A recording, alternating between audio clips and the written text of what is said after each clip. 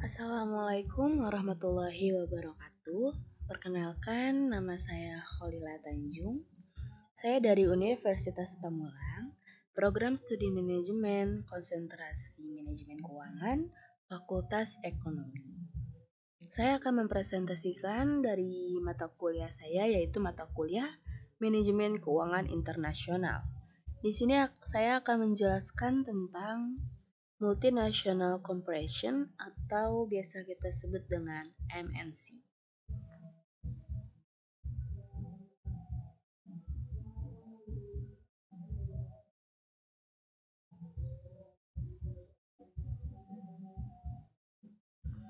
Perusahaan multinasional MNC yang didefinisikan sebagai perusahaan yang terlibat dalam beberapa bentuk bisnis internasional. Manajer mereka melakukan internasional manajemen keuangan yang melibatkan investasi dan pembiayaan internasional. Keputusan yang dimaksudkan untuk memaksimalkan nilai MNC. Tujuan dari para manajer ini adalah untuk memaksimalkan nilai perusahaan mereka yang merupakan tujuan yang sama. Dikejar oleh manajer yang dipekerjakan oleh perusahaan domestik yang ketat.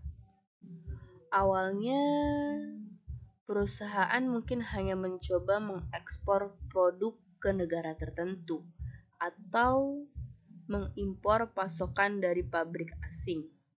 Namun, seiring waktu, banyak dari perusahaan-perusahaan ini mengakui peluang asing tambahan dan akhirnya mendirikan anak perusahaan di luar negeri, seperti Dow Chemical, IBM, Nike, dan banyak perusahaan lain memiliki lebih dari setengah aset mereka di luar negeri.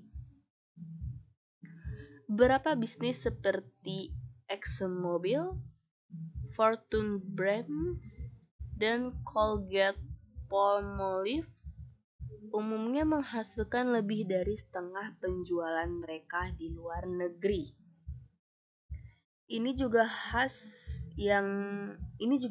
untuk perusahaan Amerika Serikat yang lebih kecil untuk menghasilkan lebih dari 20% dari penjualan mereka di pasar luar negeri.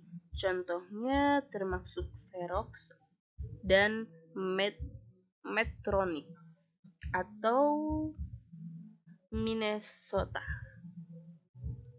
Banyak perusahaan teknologi seperti Apple, Facebook, dan Twitter berekspansi ke luar negeri untuk memanfaatkan teknologi mereka. Keuntungannya banyak. Banyak juga perusahaan swasta Amerika Serikat yang lebih kecil seperti Republic of Tea atau California, dan campuran bumbu ajaib atau Louisiana. Menghasilkan presentasi penjualan mereka di pasar luar negeri, 75% dari Amerika Serikat. Perusahaan yang mengekspor memiliki kurang dari 100 karyawan. Manajemen keuangan internasional penting bahkan untuk perusahaan yang tidak memiliki bisnis internasional. Alasannya adalah bahwa perusahaan-perusahaan ini harus mengenali bagaimana pesaing asing mereka akan dipengaruhi oleh pergerakan dalam nilai tukar, suku bunga asing, biaya negara kerja, dan inflasi. Seperti karakteristik ekonomi dapat mempengaruhi biaya pesaing asing untuk kebijakan produksi dan harga. Terus ada pengelolaan MNC. Tujuan umum MNC adalah untuk memaksimalkan kekayaan pemegang saham. Manajer dipekerjakan oleh MNC diharapkan untuk membuat keputusan yang akan memaksimalkan harga saham dan dengan demikian melayani kepentingan pemegang saham. Beberapa MNC publik yang berbasis di luar Amerika Serikat mungkin memiliki tujuan tambahan seperti memuaskan pemerintahan masing-masing. perusahaan, kreditur, atau karyawan. Namun, perusahaan multinasional ini sekarang lebih menekankan pada memuaskan pemegang saham. Dengan begitu, perusahaan dapat lebih mudah memperoleh dana dan mereka untuk mendukung operasionalnya.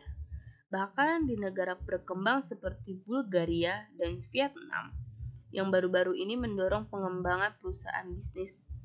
Manajer perusahaan harus melayani kepentingan pemegang saham untuk mengamankan pendanaan mereka. Akan ada sedikit permintaan untuk saham perusahaan yang mengumumkan hasilnya akan digunakan untuk membayar manajer atau berinvestasi dalam proyek yang tidak menguntungkan. Perusahaan multinasional orang tuanya sepenuhnya memiliki anak perusahaan asing, yang berarti bahwa induk perusahaan Amerika Serikat adalah satu-satunya pemilik anak perusahaan.